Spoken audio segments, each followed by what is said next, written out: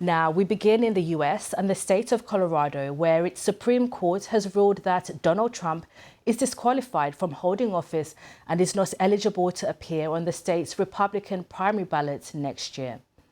The ruling is based on a rarely used provision of the US Constitution that bars officials who have engaged in insurrection or rebellion from holding office.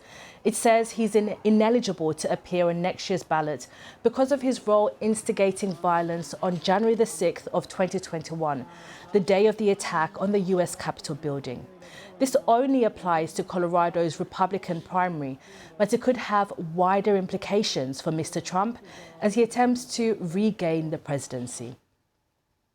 In a statement, the Trump campaign said the court had issued a completely flawed decision, adding they will swiftly file an appeal to the United States Supreme Court.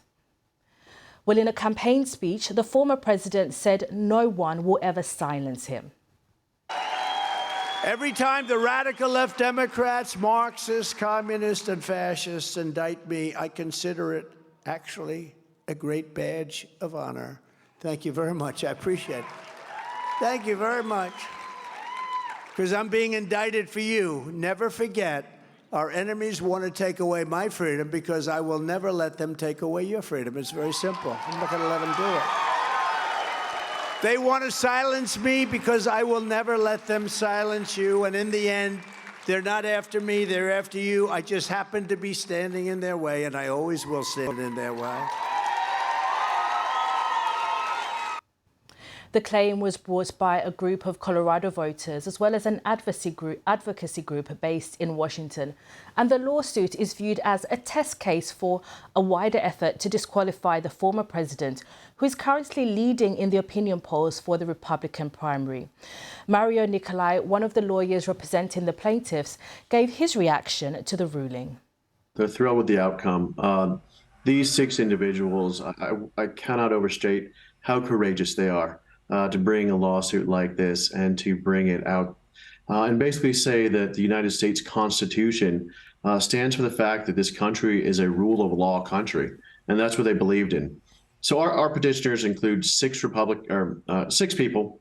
4 of them are Republicans, 2 of them unaffiliated. Unaffiliated can vote in primaries in Colorado. But among the Republicans, we have our lead plaintiff, Norma Anderson, is a former state and House majority leader in Colorado. So she served as a Republican official and a high-ranking official in our state. And she has been adamant that she does not think that he's qualified under the U.S. Constitution to serve in the presidency again. We have a former chief of staff for a Republican governor. We have a conservative Republican columnist for the Denver Post.